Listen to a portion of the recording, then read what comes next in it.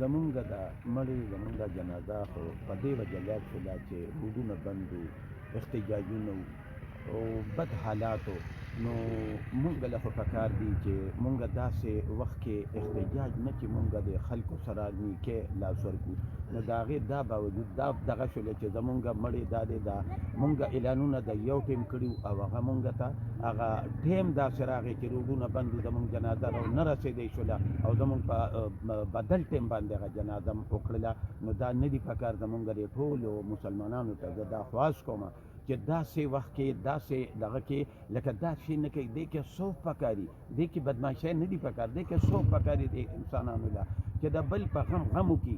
مسلمانانو سره خو چې ته غم نشي ظاهرولی نو هغه ته خو یو لار ورکولی چې یو لار ورته پرېښودی شي. نو تاسو مونږ ته لارې بند کړې وې، تاسو مونږ سره د صوف په ځای باندې لکه مرۍ ته لاسونه راچوئ، دا خو نه دي پکار.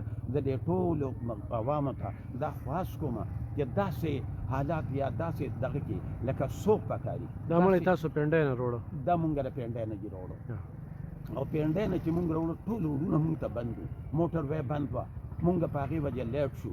مونږ اعلانونه دلته د جنازې یو شان کړي او هغه زمونږ نه ټیم داسې بد شو چې مونږ پکې لکه چاته دوبار د غم نه شو کولی. نو زمونږ د جنازې دا دوی له قوم موټ ورکړی دی که نه؟ دا دوی له قوم موټ پښتنو سره دغه لوبه روانه؟ د پښتنو سره دا لین روان دی، زمونږ د پښتنو سره دا بدکارې د شروع دي، دا دغه شروع دي.